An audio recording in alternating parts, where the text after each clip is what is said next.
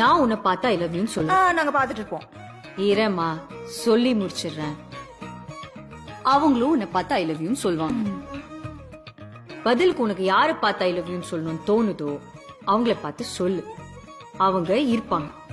யாரை பார்த்து நீ சொல்லலையோ அவங்க பேசாம கிளம்பி போயிடுவாங்க. நீங்க ஃபர்ஸ்ட் சொல்லுங்க. நீ சொல்லு.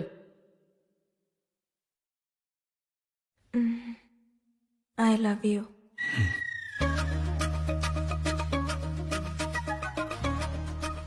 I love you.